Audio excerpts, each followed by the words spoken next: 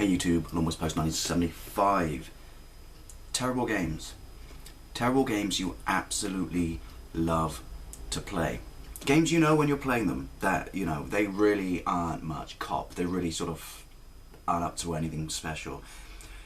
Yet you openly admit their flaws, their faults, yet you love playing them. I guess it's very, very difficult to label any game as being terrible, bad, or rubbish, you know, because gaming, like anything, is subjective. It's a question of personal sort of tastes and preferences that are unique to an individual. So yeah, it's difficult to label anything shit, although there are a couple of shining examples from back in the day that there's no getting around it, there's no denying it, you know, they are shit. I mean, two of them would be E.T. on the Atari 2600. I mean, look what it did to the industry.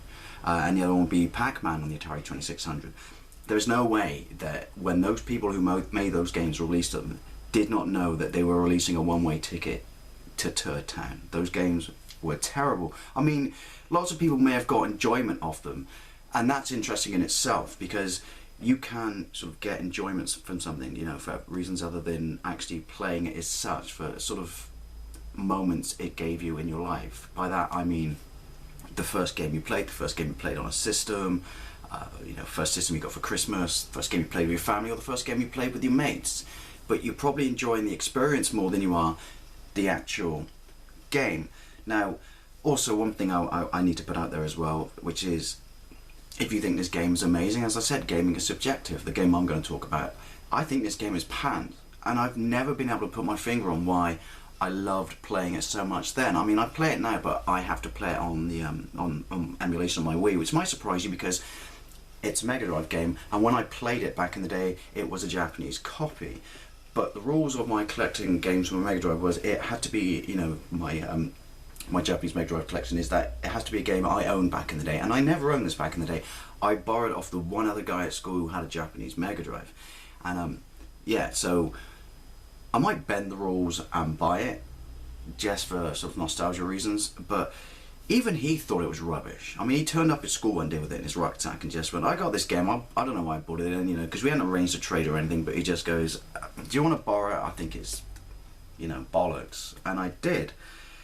And the proof of the pudding is that I didn't think that highly of it back then. Was I had it for like a month, and yet when he offered to sell it to me, I was like, I don't pay money for that. It's rubbish. But yeah, you know, lots of you may think this game is brilliant, but as I said, it's subjective taste, isn't it? But yeah, so the game is Street Smart on the Mega Drive. Now, Street Smart is an arcade port released in 1991 by Traco. I think that's how you pronounce it, I don't know. It's an arcade port of a game released originally in 1989 by SNK.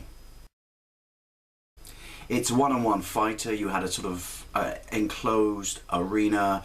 It was interesting in the sense that, I mean, I remember the arcade machine looking alright. I did see the arcade machine out in the wild. I saw it in that arcade I visited as a kid in Westwood Home. And for some reason I always associate Street Smart with the smell of fish and chips, because this was the arcade I've mentioned before that was sort of on the side of a chippy, but this machine was in the portion of the arcade that was right next to the door of the chippy. And it's funny, maybe the reason I never played it in the arcade, even though I looked at it and thought it looks interesting, is it was next to Double Dragon, which I also associate with the smell of chips as well. And I just remember thinking, Double Dragon, I absolutely loved Double Dragon back in the day in the arcade, fantastic game. Me and my brother would just play the crap out of it. So I guess you could almost blame Street Smart's getting overlooked in the arcades because of Double Dragon. But yeah, you know, it was a one-on-one fighter. It was interesting because you could co-op on bosses. And also the other interesting thing was you had to fight for sort of fame, girls, you know. It was you know, it was kind of like, the best way I would describe it would be kind of like, you know, the fights in AWOL, or to those of you outside United Kingdom, you know, the Van Damme movie Leon.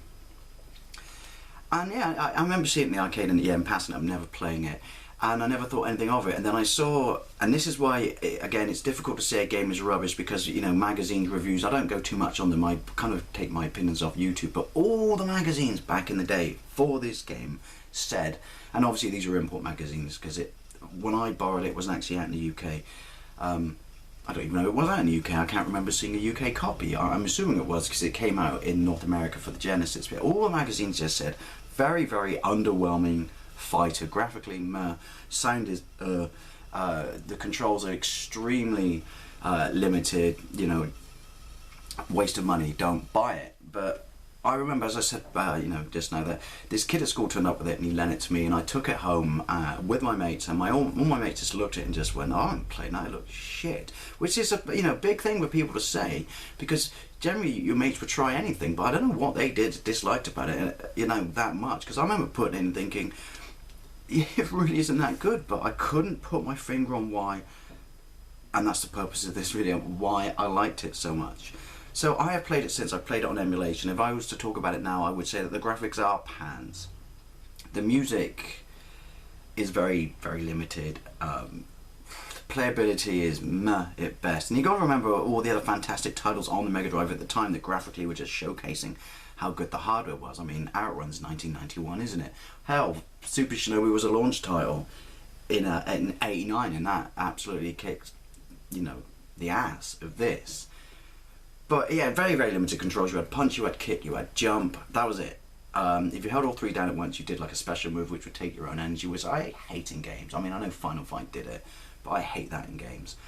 On the Mega Drive, you couldn't even do the co-op thing. You could do two-player, but it was one person, then their go would go, and then you'd do another person. It did have a betting system that I quite liked to remember. Maybe that was one of the things that kind of why I enjoyed it. You could bet on whether to win or throw a fight that would make you money, which is in itself quite interesting. One other thing I will say about this game that was absolutely terrible, which, you know, like play testing should have fixed, the collision detection. The collision detection was, for want of a better term, blind, broken, utterly just 50-50, hit or miss. I mean, as much as you enjoyed beating a game when you were a kid, even I, when I played this, would throw a punch or throw a kick, and the guy was just, he was miles away, and it would register. And the same would happen to you, which pissed me off, when he did it. Street Smart. It's a bad game. It's an absolutely bad game. I love it. I absolutely love it. And I can't really put my finger on why I love it. So yeah, it'd be interesting to know what games, what bad games, terrible games, you absolutely love. Thank you for watching. I'll see you later.